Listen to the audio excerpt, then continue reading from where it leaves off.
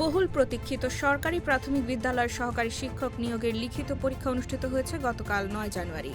এখন অপেক্ষা ফলের। তথ্যমতে এবছর পরীক্ষাটিতে অংশ নিয়েছেন ১০ লাখের বেশি চাকরি প্রার্থী ও পদের সংখ্যার বিবেচনায় এটি দেশের ইতিহাসের সবচেয়ে বড় সরকারি চাকরির পরীক্ষা হিসেবে বিবেচিত হচ্ছে।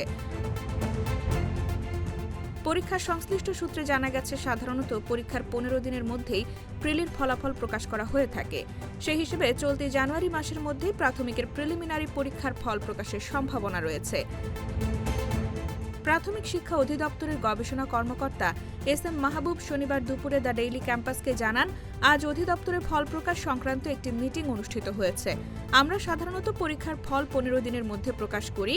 আজ বিকেল ৩টা থেকে উত্তরপত্র গ্রহণ করা হবে।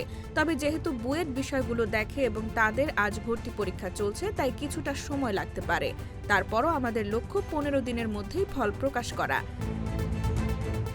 এর আগে ২০২৪ সালে ৩ ধাপে অনুষ্ঠিত সরকারি প্রাথমিক বিদ্যালয়ের সহকারী শিক্ষক নিয়োগ পরীক্ষার ক্ষেত্রেও পরীক্ষা শেষ হওয়ার প্রায় ২ সপ্তাহের মধ্যেই প্রিলিমিনারি পরীক্ষার ফল প্রকাশ করা হয়েছিল। সেই অভিজ্ঞতা বিবেচনায় এবারও নির্ধারিত সময়ের মধ্যেই ফল প্রকাশ করা হতে পারে বলে সংশ্লিষ্টরা আশা করছেন।